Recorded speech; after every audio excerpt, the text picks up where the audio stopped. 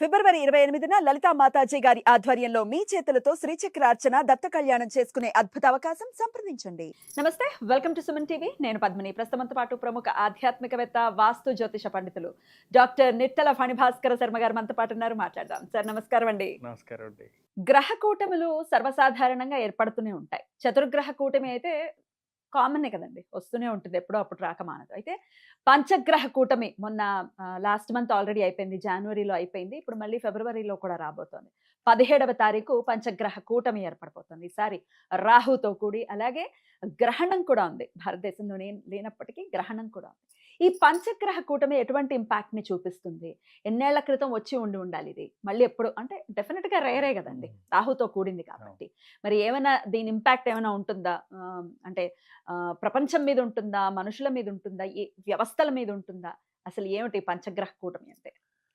పేరులోనే ఉన్నది పంచగ్రహ కూటమి. 5 గ్రహాలు కూడుతున్నాయి. ఇక్కడ కుంభరాశి యందు కూడుతున్నాయి. ఇప్పుడు ఫిబ్రవరి 17, 18, 19 తారీఖుల్లో చంద్రుడు ధనిష్ట నక్షత్రం నుండి పూర్వభాద్ర వరకు ఉన్నటువంటి రోజుల్లో విశేషం ఏంటి అంటే, అమావాస్యతో ఉన్నటువంటి రోజున ఇది ప్రారంభమై 3 రోజుల పాటు ఉంటుంది. తర్వాత చతుర్గ్రహ కూటమిగా ఉంటుంది. మరలా 22వ తారీఖున కుజుడితోటి కలిపి మరలా పంచగ్రహ కూటమి వస్తుంది. అది మాత్రం ఎక్కువ కాలం ఉంటుంది. ఈ కూటములు జరిగినప్పుడు ఏమవుతుంది అంటే, విశేషంగా ఇప్పుడు గురు శనులు కలవడం అదేం చిన్న విషయం కాదు. రవి రాహువులు కలవడం అది మామూలు విషయం కాదు. ఈ రవి రాహువులు ఏంటంటే, ఎప్పుడో సంవత్సర వ్యాప్తంలో ఒక నెల రవి రాహువులు కలుస్తారు. ఆ నెల వదిలిపెట్టేయాలి. దేనికి వదిలిపెట్టేయాలి అంటే, అంటే ఇది అతిశయోక్తిగా ఉండొచ్చు, కొంతమంది సిజేరియన్కి ముహూర్తాలు అడుగుతున్నారు. అడిగినప్పుడు మేమేం చెప్తామంటే, ఇటువంటి దోషాలు ఏమీ ఉండకుండా కొద్దిగా ఎర్లీగా వీలుంటే ఎర్లీగా చేసుకోండి. లేదు మనకి సావకాశం ఏమీ లేకపోతే భగవదాధీనం, వాళ్ళు ఎలా పుట్టాలంటే అలా పుడతారు. ఈ ఫిబ్రవరి నెలలో మాత్రం వీలున్నంత వరకు 16 లోపు కొంచెం డేట్ అటు ఇటుగా మీరు చేసుకోగలిగితే ఈ పితృదోషం అన్నది రాకుండా ఉంటుంది. ఈ పంచగ్రహ కూటమి ప్రభావం పడకుండా ఉంటుంది అని చెప్పి నేను చాలా మందికి సజెస్ట్ చేశాను.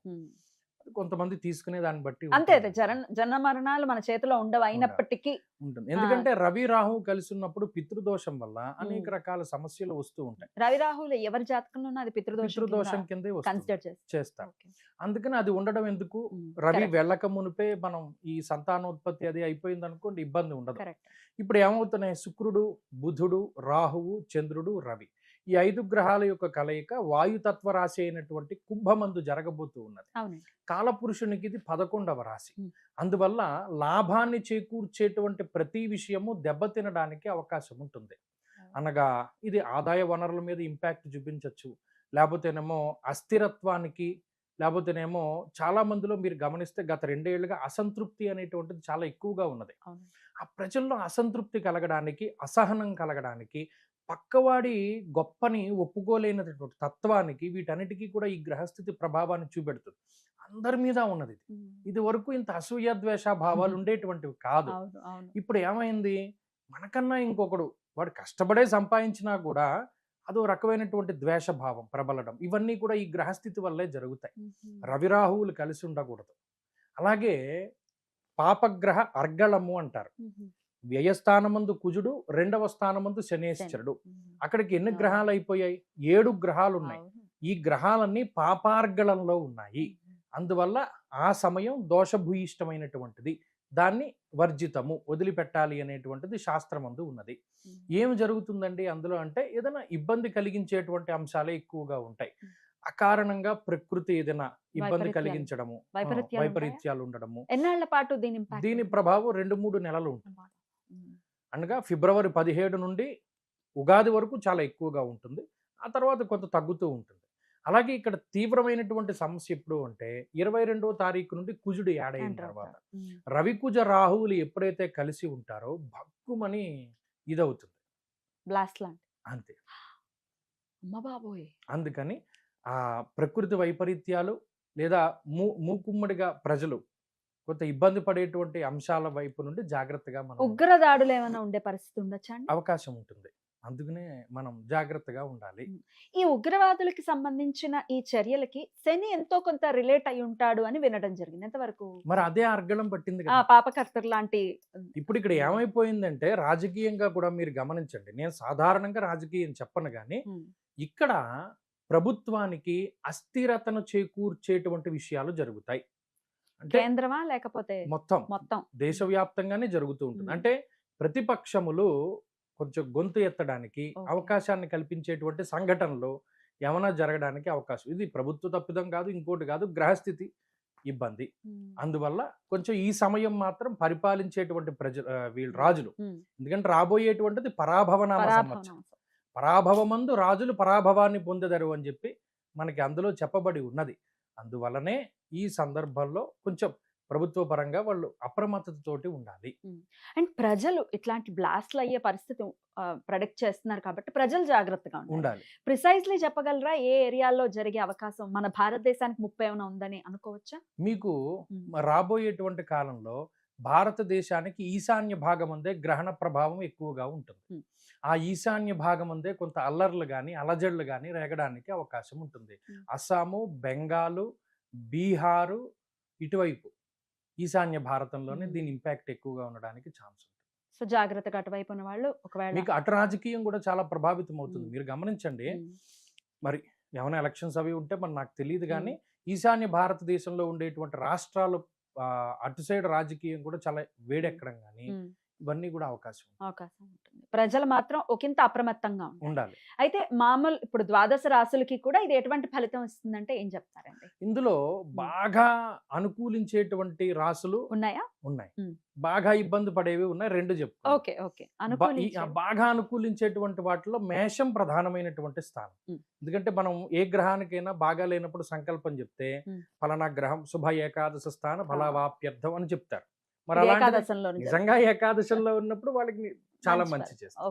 అంటే అనుకోనటువంటి యోగము అది కలుగుతున్నట్టే లెక్క. ఎందుకంటే మేషం ఇప్పుడు బాగా లేదు, శని, గురుబలం లేదు, చాలా ఇబ్బంది. ఎందుకంటే అతి క్లేశం, అంతఃక్లేశం, ధనచ్ఛేదం అన్నాడు. మానసికంగా వాళ్ళు చాలా సఫర్ అవుతున్నారు. ఉద్యోగ భంగం, ఉద్యోగం రీత్యా దేశాంతరంలో ఉన్నటువంటి వాళ్ళు ఇలా ఎవరైనా సఫర్ అవుతారు. ఇప్పుడు ఈ పంచగ్రహ కూటమి అనుకోని యోగాన్ని వాళ్ళకి ఇస్తుంది. ఊరట. వృషభం దశమంలో పడుతూ ఉన్నటువంటి పంచగ్రహ కూటమి, దిగ్బలయుక్తుడైనటువంటి రవి, అర్ధసిద్ధి సదారోగ్యం బంధు సంతోషవర్ధనం అన్నారు. అంటే వృత్తిపరమైనటువంటి ఎదుగుదలని ఇస్తుంది. వృత్తిలో గుర్తింపు కానీ లేదా వృత్తిలో ఏదైనా అసాధారణమైనటువంటి ప్రతిభ కనబరచడానికి కానీ ఆ పాజిటివిటీ దూసుకుపోతుంది. వృషభం. తదుపరి కన్య. కన్యకి షష్ఠ స్థానం ఉంది. గౌర్భూమి శత్రునాం లాభం. శత్రువు వీడి మీదకి ఇలా రాయి చూస్తే అది పువ్వు కింద మారిపోతుంది. కన్యారాశి. శత్రువు మీకు ఏది చేద్దాం అనుకున్నా అది వాడిని రివర్స్ కొట్టి వాడి వల్ల మీకు మంచి జరుగుతుంది. షష్ఠేరవౌ సుసౌఖ్యాదిని ఎత్ర కార్యార్థ సాధనం. ఏదనుకుంటే అది జరుగుతూ ఉంటుంది. వాడికే నమ్మబుద్ధి కాదు. అదేంటి మన జాతకం ఇప్పటివరకు ఎలా ఉంది, ఇప్పుడు ఏది పట్టుకుంటే అది ఎదరికి వెళ్ళిపోతుందని అనుకుంటారు. తదుపరి ధనుస్సు రాశికి ఇది చాలా మంచి చేస్తుంది. వారికి తృతీయమందు ఏర్పడబోతూ ఉన్నది. కుజ బలం కూడా పెరిగితే ముందు వీళ్ళకి ధైర్యం వస్తుంది. ఫస్ట్ ధనురాశి వాళ్ళకి లేనటువంటిది ఇప్పుడు ధైర్యము. వారికి అసలు ధైర్యం లేదు, ఇబ్బంది పడుతున్నారు. ఆ ధైర్యాన్ని ఇస్తాడు. తదుపరి మకర రాశి. మకరానికి ఇది చాలా మంచిది. ద్వితీయంలో జరగడం మంచిది. ద్వితీయమందు రవి మాత్రమే కొద్దిగా ఇబ్బందికరమైనటువంటి గ్రహం. నిష్ఫలం కృషి వాణిజ్యం విత్తరాశిగతేరవవు అన్నారు. ఇక్కడ రెండవ స్థానమందు రవి ఏ పని చేసినా ఫలితాన్ని ఇవ్వడు. ఆ రవి ఒక్కరు పాపగ్రహం తప్పించి శుక్రుడు గాని బుధుడు గాని రాహువు గాని యోగిస్తారు. మెజారిటీ ప్లానెట్స్ బాగున్నాయి కాబట్టి మకరం కూడా కొంత ఆశాజనకంగా ఉంటుంది. వాళ్ళకి ఏమవుతుంది అంటే మాటకి వాళ్ళ విలువ పెరుగుతుంది. ఇలా ఈ రాశులు బాగుంటే కుంభము, మీనము, కర్కాటకము, వృశ్చికం ఈ నాలుగిటికి కొంత ఇది ఇబ్బంది చేస్తుంది. మరి కర్కాటకానికి అష్టమంలో పడుతుంది, కుంభంలోనే పడుతుంది, మీనానికి వ్యయంలో పడుతుంది, వృశ్చికానికి చతుర్థం. ఈ నెల ఫిబ్రవరి 17 దగ్గర నుండి ఉగాది వరకు వీరు జాగ్రత్తగా ఉండగలిగితే దీన్ని కూడా వీరు దాటగలుగుతారు. మరి మిథునం, సింహం పరిస్థితి ఏమిటి? మిథున రాశికి భాగ్యమందు పడుతూ ఉన్నది. విచారే నవమేరవో. వాళ్ళ విచారమే ఉంటుంది తప్పితే దానివల్ల ఏం ప్రమాదం లేదు, అంత లాభము లేదు. సింహానికి సప్తమం. సామంత జన విద్వేష దారాపీడా సుతామయం అన్నారు. దానివల్ల వాళ్ళు ఏమైనా దూరత్ర ప్రయాణాలు చేయవలసి వస్తుంది కానీ దానికి అంత ప్రమాదం ఏం చెప్పలేదు. అంటే మిశ్రమ ఫలితం అనుకోవచ్చు. తులారాశికి అంతే, తులకి కూడా అంతే మిశ్రమం. తులారాశి వారికి ఈ పంచగ్రహ కూటమి బద్ధకాన్ని ఇస్తుంది. దేహాలస్యం, మనస్తాపము, కొద్దిగా బద్ధకం ఉండడం, పని వాయిదా పడడం, ఇటువంటివన్నీ ఉంటాయి. అంతే. అద్భుతం అండి. ఎనీవేస్ ఈ ఇబ్బందుల నుంచి బాగున్న వాడికి ఎలాగో బాగుంటుంది హ్యాపీగే. కానీ బాలేని వాళ్ళు మరి ఏం చేసుకోవాలి ఈ ప్రభావం నుంచి బయటపడడానికి? బయటపడడానికి నిజానికి ఇది ఎప్పుడు పడుతోంది? అమావాస్య నుండి పడుతుంది. వీళ్ళందరూ శివరాత్రిని పట్టుకుంటే బయటపడిపోతారు. అద్భుతం. శివరాత్రి ఏం చేయాలండి అంటే చక్కగా ఆ రోజు శివాలయంలో గడిపి ఉపవాసము, జాగరణ దీక్షలు. అసలు శివుడిని పట్టుకున్న వాడిని గ్రహములు ఏమి చేయగలుగుతాయి? అంతే. ఏమీ చేయలేవు. అంతే. అందుకని శివారాధన చేస్తూ ఉం. ప్రత్యేకించి ఈ నెల రోజులు ప్రదోష కాలంలో శివాష్టోత్తర శతనామావళి స్తోత్రం గనక చదవగలిగితే ఉం. వాడు బయటపడు. 5-10 నిమిషాలు వెచ్చించుకోగలిగితే చాలు. వీటి గురించి భయపడాల్సిన అవసరం లేదు. అద్భుతం అండి. చాలా చాలా అద్భుతంగా మాకు వివరించారండి. కృతజ్ఞతలు. నమస్కారం అండి.